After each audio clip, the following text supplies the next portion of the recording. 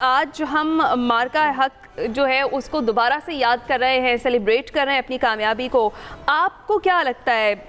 جس طریقے سے مارکہ حق کی فتح تھی اور آپریشن سندور کی جو ناکامی تھی، اس کے بعد آج پاکستان اور بھارت کہاں کہاں کھڑے ہیں؟ ایک فاتح اور ایک مفتوح کے درمیان جو فرق ہے وہ کتنا واضح اور کتنا گہرا ہو چکا ہے؟ جی بالکل، دیکھیں یہ تاریخی لمحہ تھا۔ اس سے جو ہے نا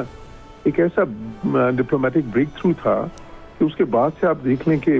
صرف یہ نہیں کہ اس جنگ میں کیا ہوا، وہ تو خیر ساری دنیا نے دیکھا جو ہندوستان کے ساتھ ہوا، ان کی جو اگریشن تھی اس کا کس قسم کا جواب ان کو ملا، لیکن اس کے بعد پھر جو ایک ڈپلومیٹک اوفینسو انہوں نے لانچ کیا تھا وہ بھی بڑی بری طرح ناکام ہوا۔ انہوں نے ششی تھرور جیسا آڈیٹر لے کے گئے، 40 لوگوں کے ڈیلیگیشن 40 ملکوں میں دنیا کے، اور وہاں سے ناکام ہو کے لوٹے۔ ایک جو وار آف نیریٹو اس کے بعد ہوئی، اس میں بھی اس لیے پاکستان کو کامیابی حاصل ہوئی کہ پاکستان کا موقف اصولوں پہ مبنی تھا، سچائی پہ مبنی تھا، جبکہ ہندوستان جو ہے وہ وہی اپنی جو اسٹریٹجک آٹونومی جس کی بات کرتے ہیں، جو کہ اصل میں اسٹریٹجک ہپوکریسی یا اسٹریٹجک ڈسپشن ہے،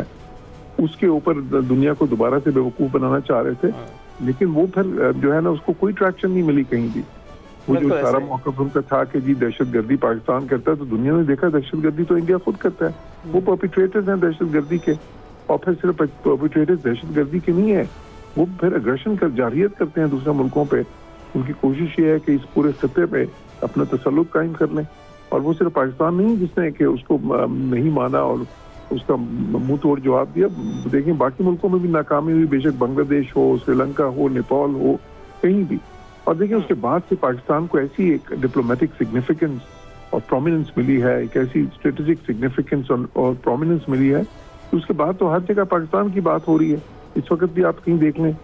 دنیا میں تو ہر جگہ پاکستان کو بالکل ایسے ہی ہے۔ تو جوہر صاحب یہ جو ایک چین آف ایونٹس تھا جس میں ہمیں دکھائی دیا کہ فالس فلیگ آپریشن پہ فالس فلیگ آپریشن کیا جاتا تھا، اسے جواز بنا کر جارحیت جو کی جاتی تھی پاکستان کے اوپر، اور پاکستان کو بلیم کیا جاتا تھا اس سارے سلسلے میں۔ اس دوران جو پاکستان کی تیاری ہے وہ تو سب نے دیکھی اور اس کی پوری دنیا قائل ہو گئی ہے، لیکن انڈیا کیا سوچا تھا جس کی وجہ سے وہ یہ فالس فلیگ آپریشن کرتا رہا؟ بالکل آپ نے صحیح کہا۔ یہ جو دیکھیں یہ پالیسی کیا تھی، یہ پالیسی جس کو وجید کی گول نے کہا کہ اوفینسو ڈیفنس پالیسی ہے، پالیسی یہ تھی کہ جی پراکسی آرگنائزیشنز کو استعمال کر کے، پراکسی آرگنائزیشنز کس کو وہ کہتے تھے؟ دہشت گرد تنظیموں کو، کہ ان کو استعمال کر کے ہم پاکستان کو وہ کہتے تھے کہ نقصان پہنچائیں گے، کمزور کریں گے، اور اس سے ہمارے جو ہے نا دفاع بہتر ہوگی۔ ایک تو بڑی کنولیوٹڈ سی یہ آئیڈیالوجی تھی نا۔ اور دیکھیں پورا ایک پروپیگنڈا سالوں سے بلکہ دہائیوں سے ڈس انفو لیبس بنائی گئیں پوری دنیا میں، انہوں نے سفارتی طور پہ یہ پروپیگنڈا کیا کہ جی پاکستان جو ہے وہ تو ایک جو ہے نا فیلنگ اسٹیٹ ہے، وہ تو جی دہشت گردی کرواتا ہے، وہ تو جی اقتصادی طور پہ مشکلات میں ہے، لیکن وہ پروپیگنڈا سارا ناکام ہو گیا۔ اس وقت دنیا میں پاکستان کو دیکھا جا رہا ہے ایز این ایمرجنگ جو ہے نا ریجنل پلیئر، جو کہ بہت اہم ہے، جس کا ہر جگہ جہاں پہ بھی بات ہوتی ہے امن و سلامتی کو انہینس کرنے کی، پاکستان کا وہاں پہ ذکر ہوتا ہے۔ ڈیفینیٹلی جوہر صاحب، میں یہی بات کرنا چاہ رہی تھی کہ اب جس طریقے سے پاکستان کی ڈپلومیٹک ایفرٹس کو سراہا جا رہا ہے، جس طریقے سے پاکستان کا رول ہے ایز اے پیس امبیسڈر، جس طریقے سے یہ جو ایران امریکہ وار میں میڈیشن کرائی جا رہی ہے، اور ابھی تک دونوں فریق تو معترف ہیں ہی، ہم بات کر رہے ہیں کہ پوری دنیا معترف ہے اس کردار کی، اس پر آپ کیا کہیں گے؟ جی بالکل، اس میں کوئی شک نہیں ہے۔ پاکستان نے ابھی بھی دیکھیں ایک جو تاریخی کردار ادا کیا ہے اور کر رہا ہے ابھی، یہ جو ایران اور امریکہ کی جنگ ہے جس کی لپیٹ میں پوری دنیا کا اقتصادی نظام آ چکا ہے، پوری دنیا کو ایک انرجی کرائسس کا سامنا ہے، پوری دنیا کو ایک امپینڈنگ فوڈ کرائسس کا سامنا ہے، تو اس میں پاکستان ہی ایک وہ ملک ہے جو ایک تباہی کے دہانے سے ان دونوں فریقوں کو کہاں پہ وہ کی باتیں ہو رہی تھی سویلائزیشن تباہ کرنے کی، اور وہاں سے مذاکرات کی میز پہ لے کے آیا، اور وہاں پہ بھی دیکھیں جب تعطل پیدا ہوا تو اس کے بعد بھی نیگوسیشنز جو ہیں پاکستان کے تھرو، پاکستان کے توسط سے ابھی تک چل رہی ہیں،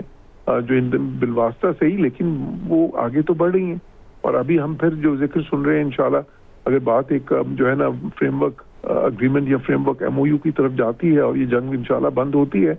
تو پھر پاکستان کو دنیا کتنا سراہے گی۔ اور صرف یہ توصیف یا تعریف کی بات نہیں ہے، یہ بات ہے اس چیز کی ریکگنیشن کی کہ پاکستان جو ہے وہ اس وقت ایک نیٹ سٹیبلائزر بن چکا ہے۔ پاکستان اس وقت ایک پیس میکر بن چکا ہے. پاکستان ایک ایسا ملک ہے جو دنیا میں امن و سلامتی بڑھانے میں بہت ہی مددگار ہے. اور جوہر صاحب، انڈیا کو دیکھیں. آپ بالکل ٹھیک کہہ رہے ہیں.